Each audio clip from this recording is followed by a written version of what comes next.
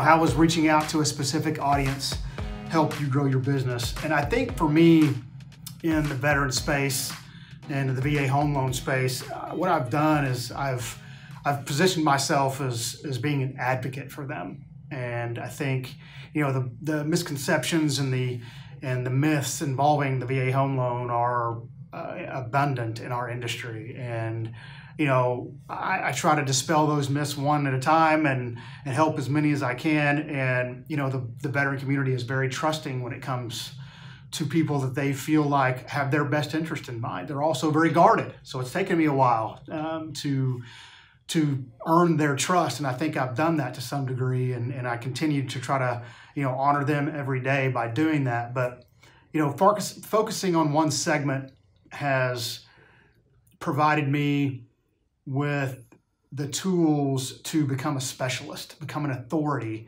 in the VA home loan space. And I think that's needed, you know, just like there's FHA and USDA. And, you know, that's one of the pieces of advice I could try to give to LOs, whether they've been in the business as long as I have, almost 18 years, or been in the business for 8 minutes. You know, specialize in something, set yourself apart.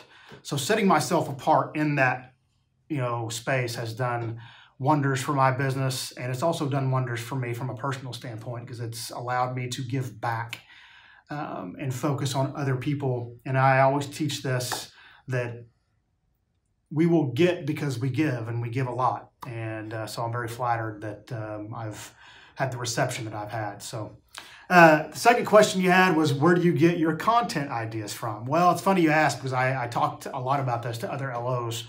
And they ask me, well, where do you get the ideas or this and that? I mean, our business and life are so crazy that we have all the content we need in our daily lives. You know, I make mental notes of things that I come across in my weekly travels with borrowers or agents, or just in life, and dealing with, you know, other stories that I hear.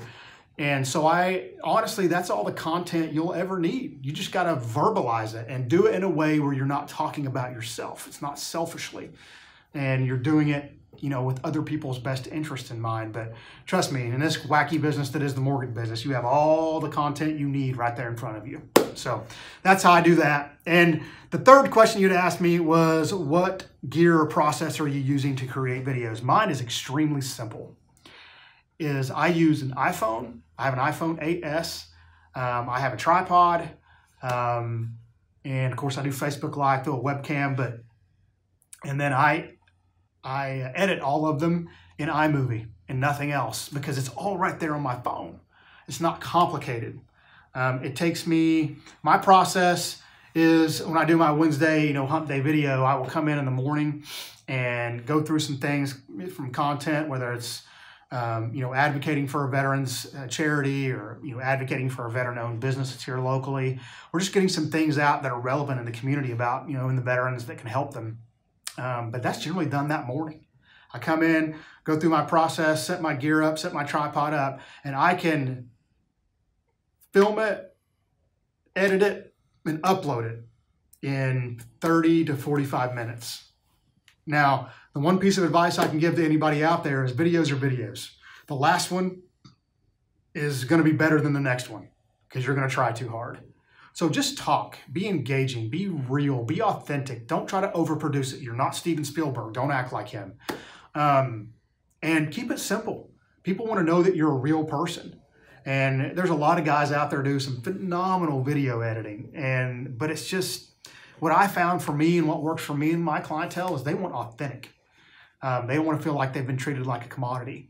And by doing that, it's real. And sometimes there's some colorful language that comes across in these videos.